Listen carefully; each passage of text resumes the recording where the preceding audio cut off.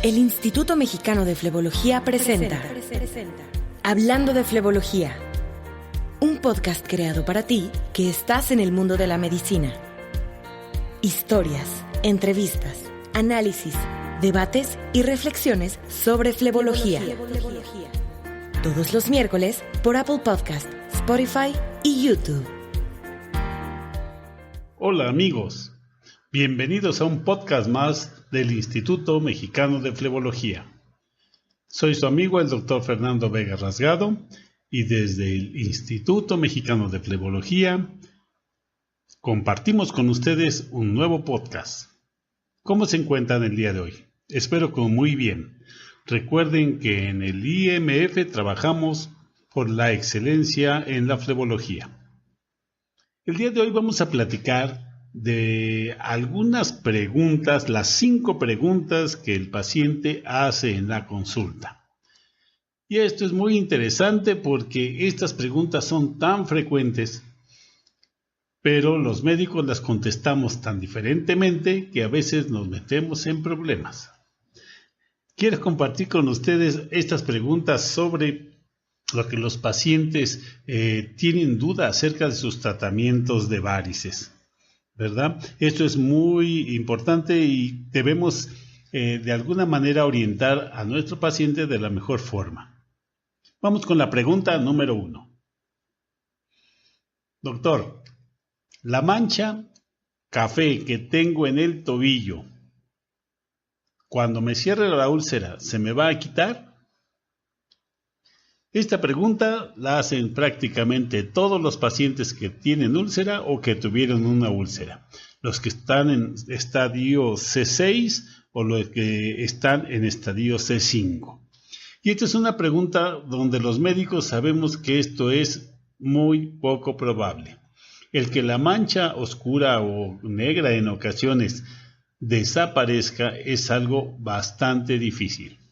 Sin embargo, es importante decirle al paciente que esta mancha sí va a mejorar. El tratamiento de la úlcera venosa o del paciente que se encuentra en fase C4 en adelante requiere compresión. Cuando nosotros corregimos el reflujo y los puntos de fuga que están ocasionando esta hipertensión venosa, que paulatinamente y con el tiempo va a desembocar en una úlcera venosa, nosotros podemos detener el proceso de deterioro.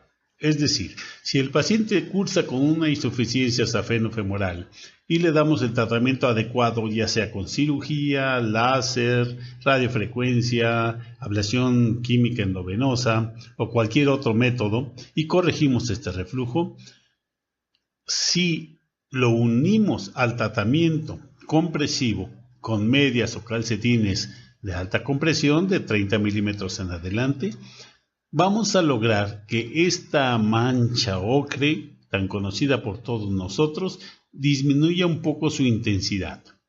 Si el paciente continúa realizando ejercicio, continúa usando su compresión y continúa usando algunas cremas regenerativas, vamos a lograr que esta mancha paulatinamente, con el tiempo, y con el tiempo me refiero mínimo 6 meses a 1 año, empieza a cambiar. Nunca va a volver a su estado original. Eso es importante aclararlo con el paciente, pero también es bueno darle la expectativa de que esta mancha ocre sí puede mejorar. Y claro que puede mejorar, porque una vez que hemos corregido la hipertensión venosa y manteniendo esta compresión, podremos revertir parcialmente los efectos de la hemosiderina. Esta mancha ocre tiene mucho que ver con los depósitos de hierro que se quedan atrapados en el espacio intersticial. Entonces, se necesita regenerar piel, tejido subcutáneo para que esta mancha vaya mejorando. Y esto requiere acción linfática y acción de macrófagos para que vaya con el tiempo, ¿verdad?, aclarando un poco. Sin embargo, la respuesta a nuestros pacientes es esta. La mancha no se va a quitar, pero puede mejorar. Una vez que nosotros hemos dicho esto al paciente, le hemos dado una expectativa de que va a mejorar y entonces vamos a lograr su colaboración. Muchos pacientes, cuando el médico les explica que no se va a quitar esta mancha jamás, pues simplemente rehúsan el tratamiento porque dicen, bueno, ¿para qué sigo atendiéndome si la mancha se va a quedar igual o la úlcera va a quedar igual? Entonces es importante hacerles saber que lo más importante es corregir el reflujo venoso y que después de esto tienen que usar sus sistemas de compresión, medias, calcetines, vendas según el caso y permanentemente para que esta mancha mejore, pero no solo la mancha, sino para prevenir las úlceras subsecuentes. Entonces, ya saben, esta es una pregunta muy recurrente. Otra pregunta interesante es cuando al paciente le ofrecemos un tratamiento de ablación química endovenosa de esclerosis, el paciente nos pregunta, doctor, ¿la inyección produce cáncer? Y esto es porque hay creencias divulgadas entre muchos médicos que desconocen cuáles son los procesos flebológicos actuales, mal informan al paciente y entonces le explican que no se deje inyectar porque le pueden producir cáncer o alguna otra alteración. Aquí es un trabajo importante de todos los que hacemos flebología sobre la capacitación a nuestros médicos, amigos y colegas que no están en el área, para explicarles que este es un tratamiento 100% seguro y que no va a producir cáncer. Debemos explicar al paciente que lo que producimos es una quemadura química al endotelio de sus venas para cerrar las venas insuficientes y mejorar de alguna manera el retorno venoso. Los pacientes a veces no entienden esto y simplemente nos hablan de su mala circulación. Y entonces es un concepto que también las personas tienen muy metido, esto de la mala circulación, y debemos explicar cuál es la circulación arterial, la circulación venosa, para que el paciente colabore y comprenda de una mejor forma el tratamiento que le estamos ofreciendo.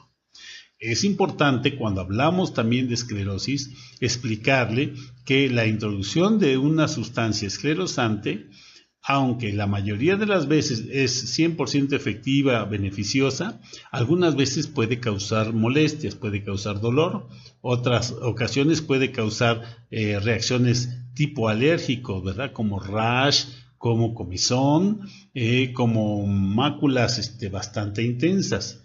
Por supuesto que también puede causar reacciones de anafilaxia y algunos efectos secundarios como tos, disturbios visuales, puede ocasionar más tarde en su casa cefalea, puede ocasionar dolor en la región lumbar y otras molestias, incluyendo el stroke, o sea, un accidente cerebrovascular. Todo esto es posible ya sea con polidocanol o con tetraacilsulfato de sodio, se han reportado estos efectos adversos. Sin embargo, lo más común es la úlcera post-escleroterapia. Hay muchas teorías de por qué se hace esta úlcera post-escleroterapia. Se habla de los cortocircuitos arteriovenosos y que cuando se inyecta, a veces dejamos el esclerosante afuera y esto necrosa, ¿verdad? Las arteriolas que están en una zona de la piel y esto causa la úlcera inmediata. También se habla de que cuando el líquido se queda demasiado afuera, pues ocasiona su efecto esclerosante sobre otro tipo de células. Entonces, el resultado es que hay una úlcera. Entonces debemos explicar a nuestro paciente que algunos pieles delicadas, que algunos casos pueden llegar a formar úlceras superficiales. La mayoría de las veces estas úlceras son, como digo, muy superficiales y no manifiestan un problema subsecuente. Por eso recomendamos también siempre que se apliquen pequeñas concentraciones y pequeñas cantidades de los esclerosantes, especialmente en las telangiectasias, ya que estas venitas reticulares también son las que ocasionan más este tipo de problema y los pacientes acuden por estética. Entonces a veces sale un poco, sale peor el tratamiento que lo que tenía. Es importante afinar la técnica, usar los esclerosantes correctos y tener la experiencia necesaria para hacer estos procedimientos. Por eso los debe realizar el médico capacitado para ello. Pero debemos informar a nuestro paciente que, aunque si bien la esclerosis no produce cáncer, sí puede producir algunos efectos colaterales y especialmente las úlceras. Si se hace de una manera correcta, los procedimientos pues van a ser muy seguros y con excelentes resultados. Recuerden que también depende del tipo de esclerosante que estemos usando y la experiencia que tengan en manejarlo. Otra pregunta también frecuente que hace el paciente después de haber visitado a otros colegas médicos es: doctor, me dicen que debo operarme. Entonces el paciente a veces llega simplemente por un dolor de piernas o porque tiene algunas varículas o telangiectasias, pero alguien ya en algún servicio médico le dijeron que debía ser operado. Entonces, a veces el paciente le explicaron que debía ser con láser, otras le explicaron que debía ser en un quirófano, otras que debía ser con radiofrecuencia, con otras modalidades. Aquí lo importante es que nosotros hagamos siempre primero una evaluación personal de nuestro paciente, de preferencia con el ultrasonido, sea el mini Doppler o ultrasonido Doppler Color, para estar perfectamente seguros de un diagnóstico flebológico y saber si esto puede ser resuelto con cirugía, con ablación química o con algún otro procedimiento.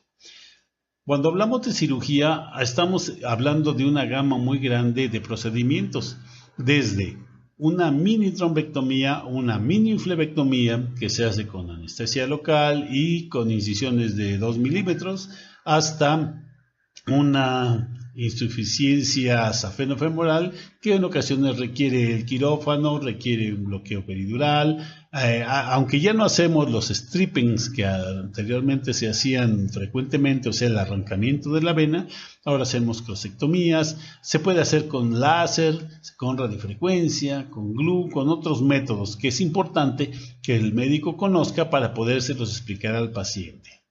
Sin embargo, muchos de los pacientes que hacen esta pregunta no son candidatos a cirugía. De ahí la importancia que expliquemos al paciente que primero debemos hacerle una buena evaluación y tener los estudios complementarios que nos permitan dar el diagnóstico preciso y saber qué formas tenemos para resolver el problema, específicamente los reflujos, ya que el paciente pues habitualmente tiene una vida económica activa y no puede estar hospitalizado o no puede perder mucho tiempo en una sala de operaciones con hospitalización. Además, a veces los tratamientos pueden ser muy sencillos, como una esclerosis o una mini flebectomía. Entonces hay que tener un grado de ética para explicarles exactamente cuáles son los procedimientos que necesita, sin exagerar el procedimiento, ¿verdad?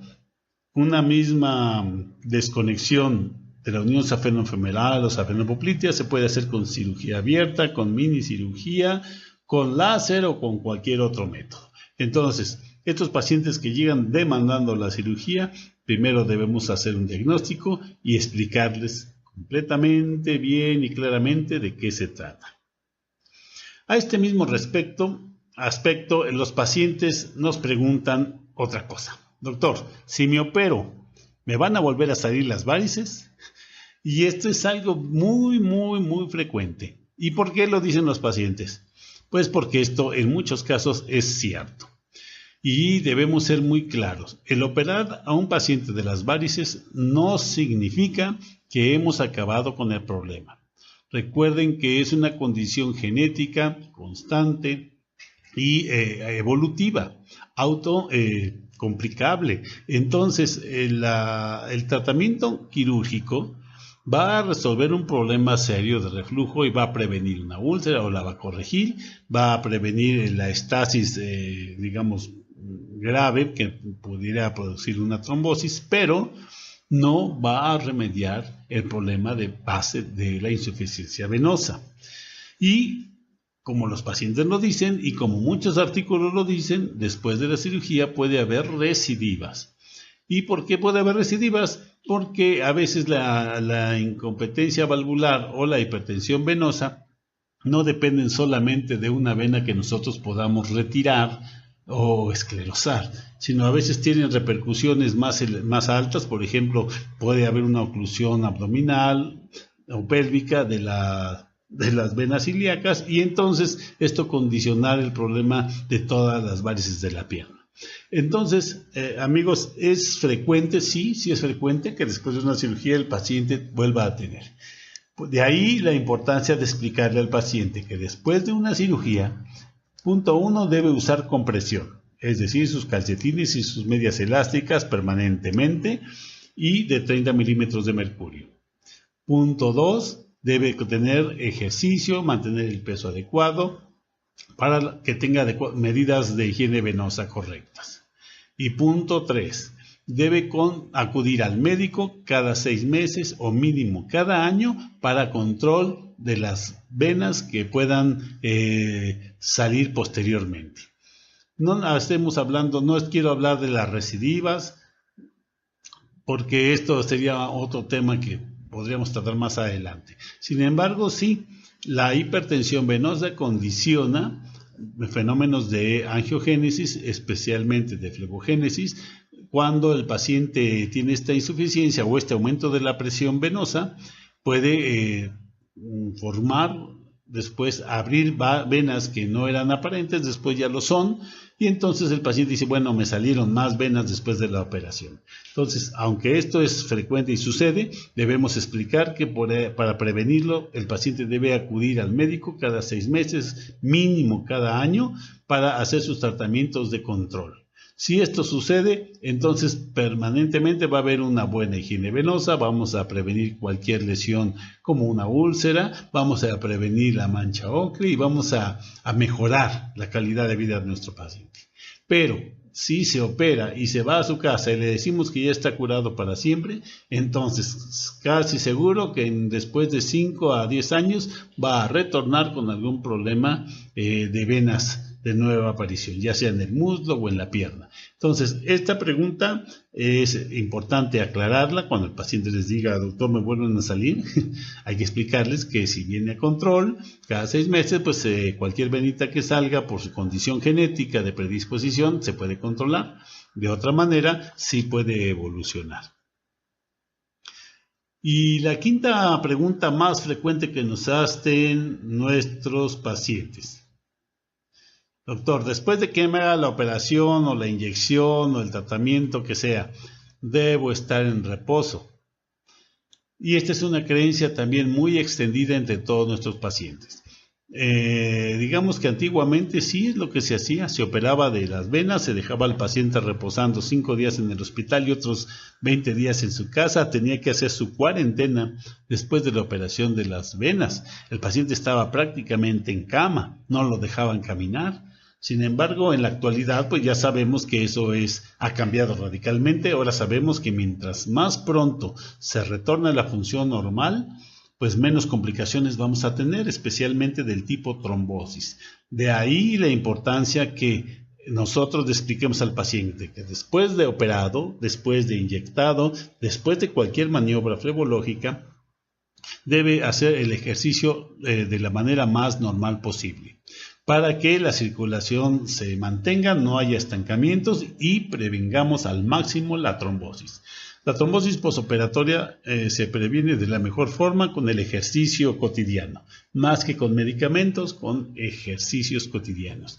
Así que amigos, después de que ustedes hayan realizado algún procedimiento, siempre hay que explicar al paciente que debe hacer su vida normal, caminar y recuerden la compresión. La compresión es un punto cardinal del tratamiento flebológico y linfológico.